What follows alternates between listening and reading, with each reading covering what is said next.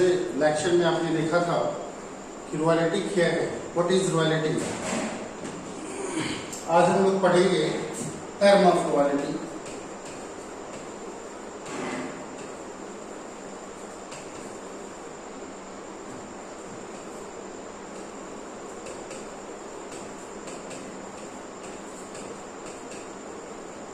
अधिकार शुल्क के शब्दावली।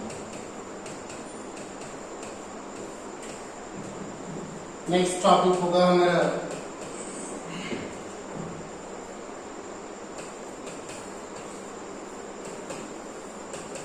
Analysis table for royalty payable.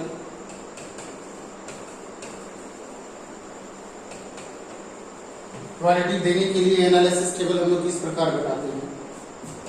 Third topic होगा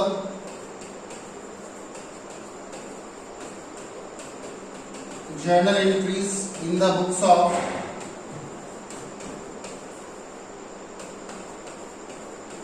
leasing means पट्टेदार। पट्टेदार की बुक में क्या जर्नल एंट्री किया जाता है। एंड फोर्थ टॉपिक होगा हमारा ledger in the books of leasing. पट्टेदार की बुक में कौन कौन से लेजर हो, ठीक है ना। तो अभी हम लोग पढ़ेंगे term of royalty. Term of royalty का मतलब होता है रॉयल्टी चैप्टर पढ़ने में बहुत सारे हम लोग टर्म्स यूज करते हैं। तो रॉयल्टी चैप्टर को सॉल्व करने के लिए सबसे पहले हम लोग टर्म जान लेंगे कि कौन कौन सा टर्म है। तो फर्स्ट नंबर में हम लोग शुरू करते हैं रॉयल्टी से।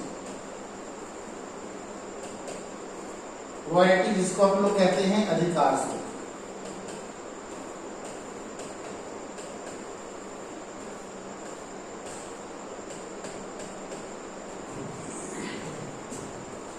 किसी एसेट्स इट मीन्स संपत्ति को प्रयोग करने के बदले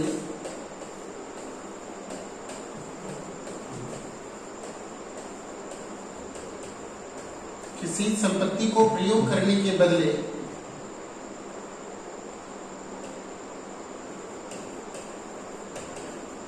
संपत्ति प्रयोग करने वाले के द्वारा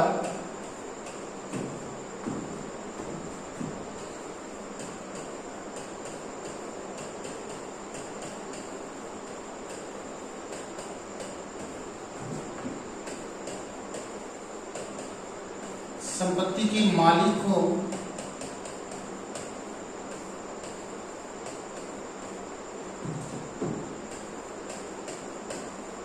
उसके विशेषाधिकार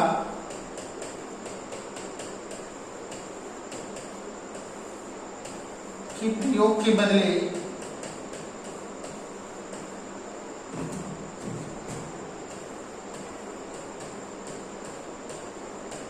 जो धनराशि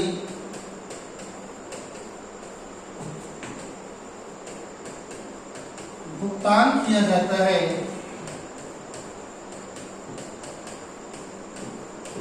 उसे अधिकार शुल्क कहते हैं।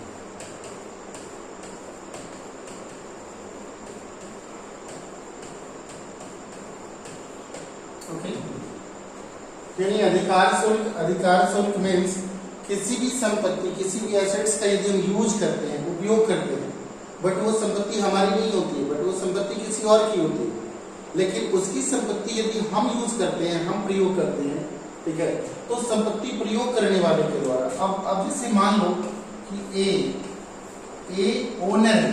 ओनर का मतलब संपत्ति का मालिक। ए संपत्ति का मालिक है, ठीक है ना। और बी इस संपत्ति का यूज कर रहा है।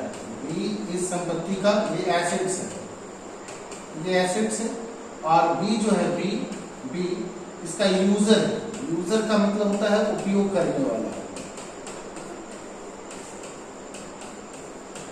एसेट्स का मालिक कौन? ए। एसेट्स का यूज कौन कर रहा है? बी। ठीक है, एसेट्स पर अधिकार किसका है? ए का। ठीक है, मालिकाना ऑनरशिप राइट ए का है, लेकिन यूज कौन कर रहा है? बी।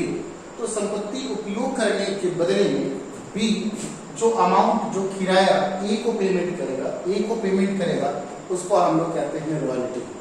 ठीक है, तो संपत्ति है ए का, संपत्ति पर अधिकार है ए का, तो इस विशेषाधिकार का प्रयोग है अधिकार ए का, लेकिन यूज कौन कर रहा है? उपयोग करने का जो अधिकार है, ए संपत्ति का मालिक भी है, संपत्ति को बेचने का अधिकार भी है ए के पास, संपत्ति प्रयोग करने का अधिकार भी है ए के पास, लेकिन बेचने का अधिकार तो ट्रांसफर नहीं करता है, लेकिन यूज करने का, उपयोग करने का अधिकार ए ट्रांसफर कर देता है बी को। बी संपत्ति प्रयोग करने के बदले बी जो अमाउंट ए को पेमेंट करता है, मालिक को पेमेंट करता है, उस अमाउंट को, पेमेंट की गई राशि को ही हम लोग रॉयल्टी कहते हैं। समझ में आ गई बात? दूसरा नंबर में है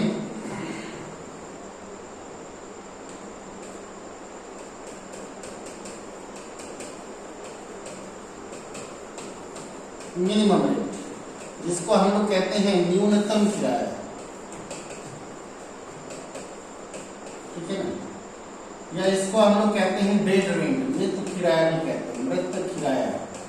ठीक है, इसको हम लोग फ्लैट रेंट भी कहते हैं। ठीक है ना, या फिक्स्ड रेंट भी कहते हैं। मिनिमम रेंट, न्यूनतम किराया। ठीक है, तो न्यूनतम किराया क्या होता है? देखो, न्यूनतम किराया वह किराया होता है, मिनिमम रेंट वह रेंट होता है जो लैंडलोड का मतलब हो गया संपत्ति का मालिक, और लीजी का मतलब हो गया संपत्ति उपयोग करने वाला। ठीक है, दोनों के बीच में तय होता है कि न्यूनतम राशि तय होता है कि किसी भी वर्ष लैंडलोड, इट मींस मकान का मालिक हो चाहे संपत्ति का मालिक हो, उतने अमाउंट से कम अमाउंट वो अपने लीजी से प्राप्त नहीं करेगा। ठीक है ना, यानी मिनिमम रेट, न्यूनतम किराया, मृत किराया, यह वह धनराशि है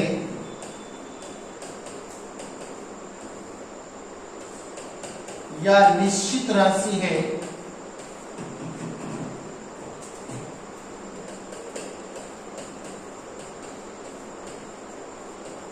जो लैंडलोड, जिसको हम लोग कहते हैं मालिक, तथा लीजी, जिसको हम लोग कहते हैं पट्टेदार, जो संपत्ति लेता है उपयोग करने के लिए, के बीच आपसी समझौते के द्वारा तय होता है।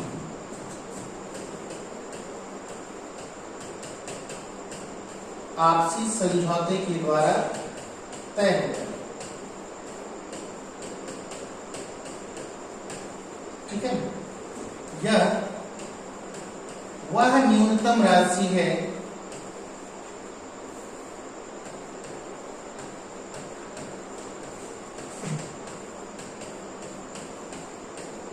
जिससे किसी भी वर्ष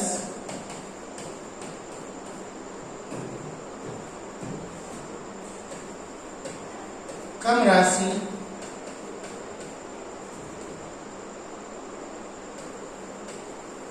लैंडलोड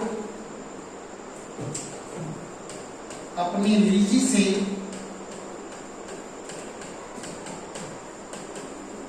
प्राप्त नहीं करेगा। समझ में आई बात? यानी न्यूनतम किराया, मिनिमम रेट, वह कम से कम किराया है, वह न्यूनतम किराया है जिससे कम किसी भी वर्ष वो लैंडलोड से वो अपने लीजी से प्राप्त नहीं करेगा। यानी ये जो किराया तय होता है, वो लैंडलोड और लीजी दोनों के बीच आपसी समझौते के द्वारा तय होता है। दोनों आपस में बैठते हैं, फिर उसके बाद विचार विमर्श किया जाता है कि मिनिमम रेट क्या रहेगा। मिनिमम का मतलब कम से कम किराया क्या रहेगा, जिससे कम लैंडलोड कभी लेगा ही नहीं। ज्यादा ले सकता है लेकिन कम नहीं ले सकता है। ठीक है ना, तो मिनिमम रेट समझ में आ गया। अब आ जाते हैं हम लोग अगले टॉपिक पर।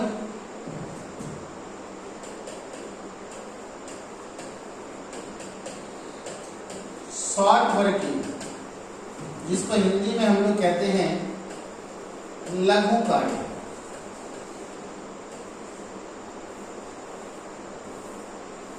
शॉर्ट वर्किंग अमाउंट या लघु कार्य राशि। चलो लघु कार्य राशि क्या है? सुनो, जिस वर्ष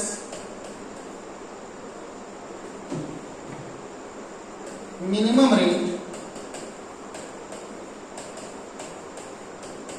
की राशि कॉमा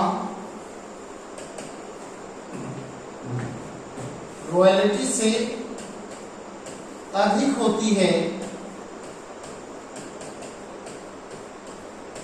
अर्थात जिस वर्ष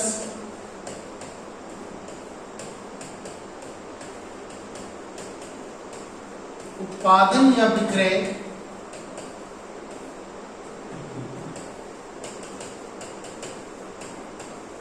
मिनिमम रेट से कम हो,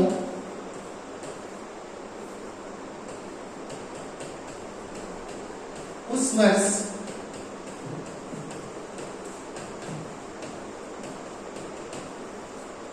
शॉर्ट वर्किंग की स्थिति उत्पन्न हो जाती है।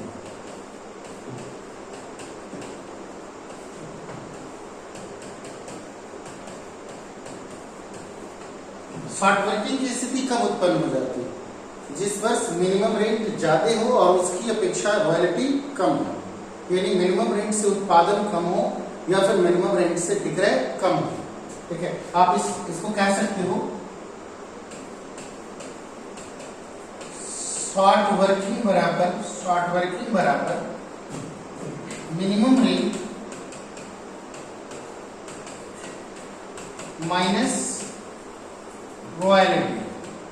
ठीक है, अर्थात जिस वर्ष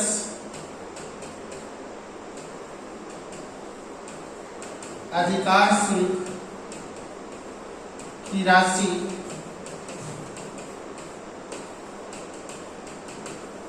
मिनिमम रेट से कम हो, उस वर्ष वही कमी क्या कहलाता है पता है? शॉर्ट वर्किंग कहलाता है। ओके, अब जैसे मान लो कि 2011, ठीक है ना, 2012, 2013, 2011 में उत्पादन मीन्स आउटपुट 5000 टन। ठीक है ना, 2012 में उत्पादन हुआ 10,000 टन, 2013 में उत्पादन हुआ 12,000 टन। ठीक है, रॉयल्टी का रेट है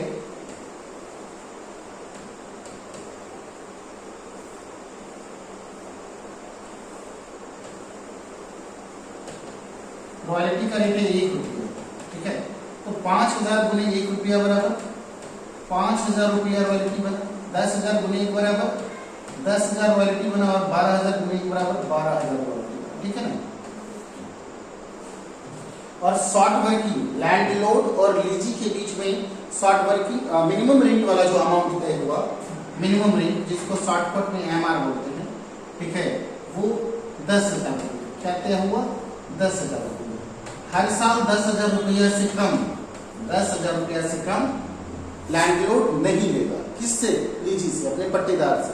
10,000 से कम नहीं लेगा। 10,000 से ज्यादा ले सकता है लेकिन 10,000 से कम नहीं ले सकता। तो ये 10,000 कौन सी राशि हो गई?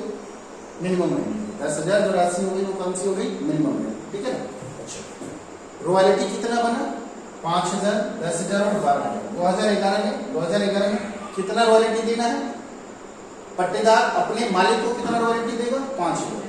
2012 में कितना रॉयल्टी देगा? 10,000। 2013 में कितना रॉयल्टी देगा? 12,000। ठीक है, लेकिन लैंडलॉर्ड कहता है कि रुक जाओ, 10,000 से हम कम नहीं देंगे। तो अब यहां पर देखो, तो 2011 में शॉर्ट वर्किंग शॉर्ट वर्किंग का मतलब होता है कम कार्य, लघु कार्य, कम कार्य। तो किससे कम कार्य होना है? मिनिमम रेंट से कम कार्य होना।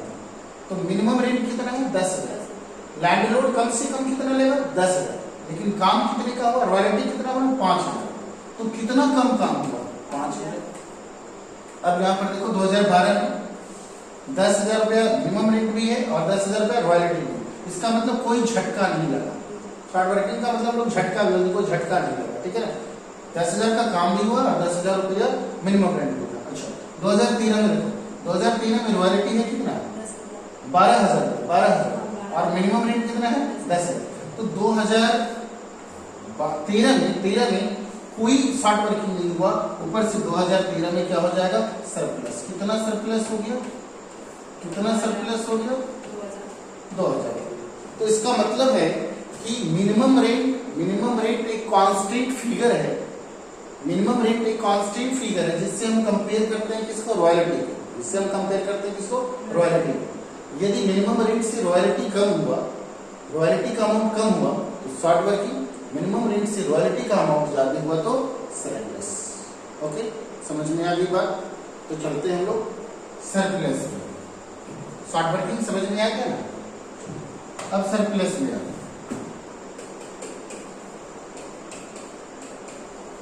सरप्लस का मतलब होता है आगे।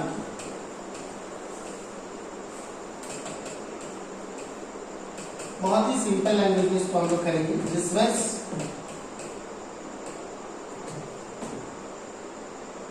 रॉयल्टी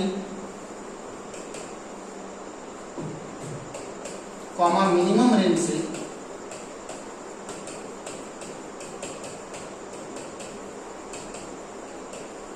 अधिक होता है, मिनिमम रेंट से अधिक होता है, उस वर्ष या अधिक राशि ही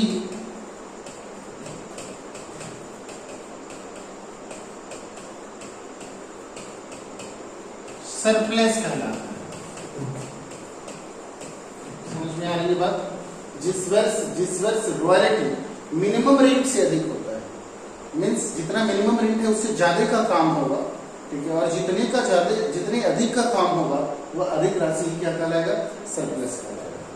सरप्लस का यूज क्या होता है? सरप्लस अमाउंट का उपयोग समझौते के अनुसार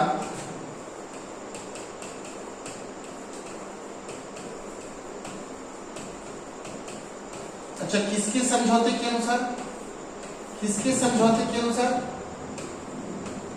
लैंडलॉर्ड, इट मींस मालिक, और लीजी, दोनों के बीच समझौता होता है। दोनों के बीच क्या होता है? एक समझौता होता है, और समझौते के अनुसार शॉर्ट वर्किंग, वही हानि, शॉर्ट वर्किंग को मेंटेन करने के लिए रखा जा सकता है।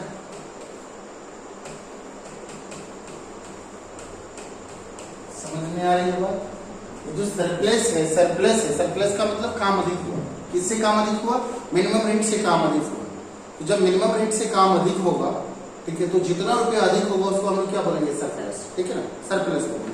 तो सरप्लस, जिस साल सरप्लस होगा तो थोड़ा सा ये रहेगा मन में आशा कि चलो हमें जो पिछले साल हानि हुई है, हम अगले साल यदि ज्यादा का काम कर लेते हैं तो जितना ज्यादा का काम कर लेंगे उस ज्यादा वाले अमाउंट से हम अपने हानि को मेंटेन कर सकते हैं, ठीक है ना।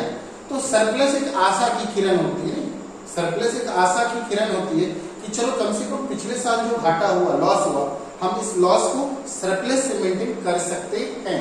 लेकिन ये डिपेंड करता है लैंडलॉर्ड और लीजी दोनों के बीच हुए समझौते पर। लैंडलॉर्ड और लीजी के बीच समझौता होगा लॉस को मेंटेन करने के लिए, तभी आप लॉस को मेंटेन करने के लिए सरप्लस का यूज कर सकते हैं। समझ में आ रही बात? आप सरप्लस का यूज शॉर्ट वर्किंग को मेंटेन करने के लिए तभी कर सकते हो जब लैंडलॉर्ड एग्री होगा, लैंडलॉर्ड सहमत होगा तब, ठीक है। तो सरप्लस समझ में आ गया। आते हैं आगे।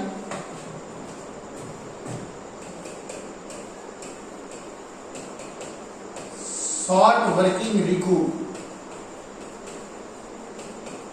ठीक है। इसको हम लोग कहते हैं लघु कार्य अपलेखन।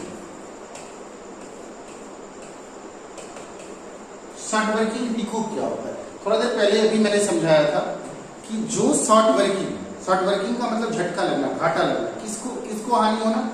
लीजी को, पट्टेदार को, जो संपत्ति यूज करता है, यूज किया कम और पेमेंट किया उसके बदले में ज्यादा। एसेट्स का यूज किया कम और पेमेंट किया उसके बदले में ज्यादा। किसको पेमेंट किया? लैंडलॉर्ड को, ठीक है। तो लैंडलॉर्ड को यदि ज्यादा पेमेंट किया जाता है, काम कम हुआ और पेमेंट ज्यादा हुआ, तो जितना ज्यादा पेमेंट हम करेंगे काम की अपेक्षा, वो हमारे लिए लॉस होगा, यानी लीजी के लिए लॉस होगा। तो ये लॉस की भरपाई, लॉस का मतलब शॉर्ट वर्किंग।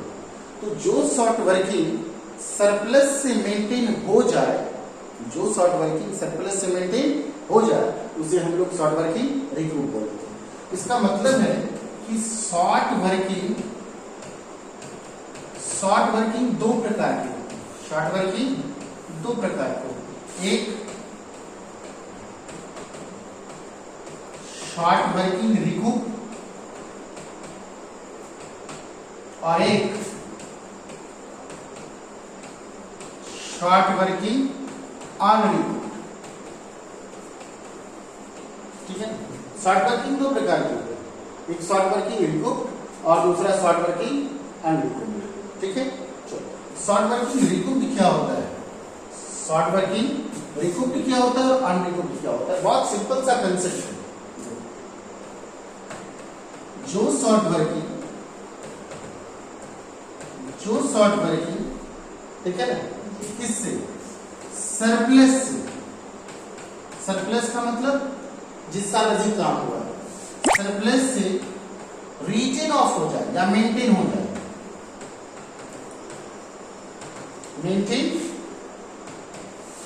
हो जाए, उसे क्या कहते हैं? ये शॉर्ट वर्किंग रिकूप कहते हैं, ठीक है। ओके, जो शॉर्ट वर्किंग, जो लॉस सरप्लस से इन फ्यूचर भविष्य में यदि सरप्लस होगा, उस सरप्लस से मेंटेन हो जाए, तो उस मेंटेन किया हुआ शॉर्ट वर्किंग को शॉर्ट वर्किंग रिकूप कहते हैं या रिकूप कहते हैं। ओके, इसका मतलब ये हो गया कि आपका एक डेफिनेशन तैयार है, ठीक है ना। और ये डेफिनेशन आता है, ये डेफिनेशन हम लोग ले जाएंगे कहाँ? लघु कार्य शॉर्ट वर्किंग रिकूप, ठीक।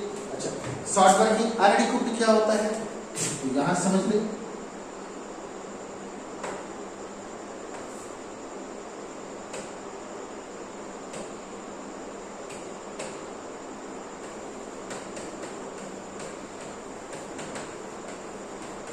जो शॉर्ट वर्किंग किससे?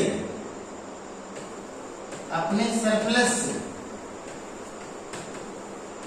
सरप्लस से मेंटेन नहीं होता है, मेंटेन जी नहीं हो पाता है, या मेंटेन करने का अधिकार समाप्त हो जाता है। क्या हो जाता है? समाप्त हो जाता है, उसे शॉर्ट वर्किंग अनरिकूप्ड कहते हैं। समझ में आई बात? शॉर्ट वर्किंग का वह पार्ट्स जो सरप्लस से मेंटेन हो जाए, उसे हम लोग शॉर्ट वर्किंग रिकूप्ड कहते हैं, जो मेंटेन हो गया। और शॉर्ट वर्किंग का वह पार्ट्स जो सरप्लस से मेंटेन ना हो या मेंटेन करने का अधिकार खत्म हो जाए। जब तक मेंटेन करने का अधिकार था तब तक मेंटेन हुआ, और जो मेंटेन हुआ वो रिकूप। लेकिन शॉर्ट वर्किंग का वह पार्ट्स जो अपने सरप्लस से मेंटेन नहीं हो पाए या मेंटेन होने का अधिकार खत्म हो जाए, उससे हम लोग क्या कहते हैं? Short working अनरिकूप्ड। क्लियर है? समझ में आ गई बात? तो इसका मतलब शॉर्ट वर्किंग रिकूप्ड का कंसेप्ट क्लियर हो गया। यही डेफिनेशन उठा करके वहां डाल दो, चलो डाल देते हैं यही डेफिनेशन उठा करके हम लोग।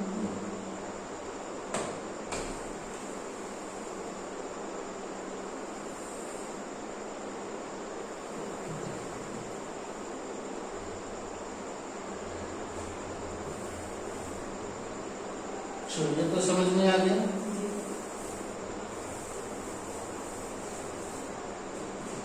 जो शॉर्ट वर्किंग सरप्लस से मेंटेन हो जाए उसे हम लोग शॉर्ट वर्किंग रिकूप कहते हैं, ठीक है। अच्छा, इसी पर हम लोग समझ लेंगे क्या, इसी पर हम लोग क्या समझ लेंगे, शॉर्ट वर्किंग अनरिकूप, शॉर्ट वर्किंग अनरिकूप, ठीक है। तो शॉर्ट वर्किंग अनरिकूप को हम लोग लेकर के इधर चले हैं,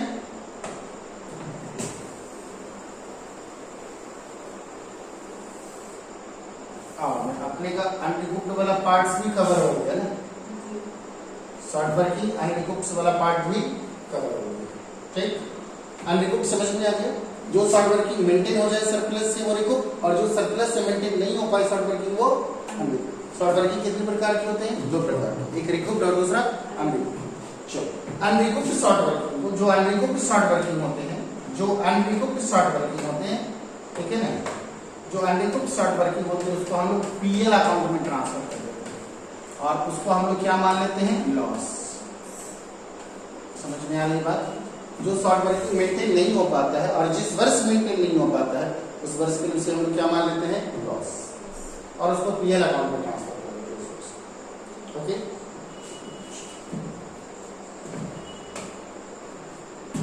लास्ट हम लोग पढ़ेंगे पेमेंट टू लैंडलॉर्ड।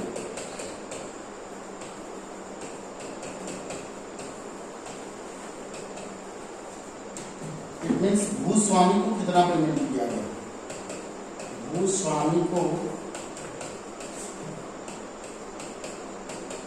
भुगतान होने वाली राशि,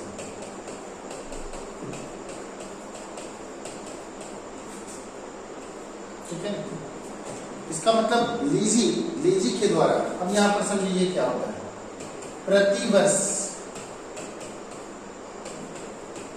लीजी का मतलब क्या, पट्टेदार जो यूज करता है संपत्ति के द्वारा जो धनराशि किसको, जो धनराशि किसको, लैंडलॉर्ड को पेमेंट किया जाता है, लैंडलॉर्ड को भुगतान किया जाता है,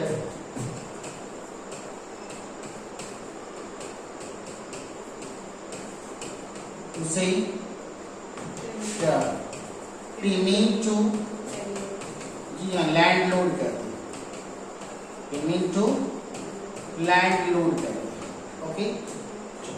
अब ये सोच रहा हूँ कि सर हर साल कितना पेमेंट करेंगे, थोड़ा प्रॉब्लम क्रिएट हो रहा है, थोड़ा समझने में दिक्कत हो रहा है, तो आपको 2 बातें ध्यान में रखनी होगी, सिर्फ 2 बातें ध्यान में रखनी होगी। सिचुएशन,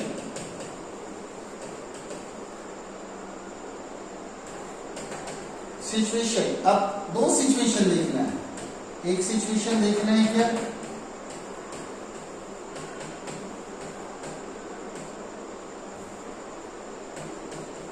एक सिचुएशन देखना है शॉर्ट वर्किंग वाले वर्ष में,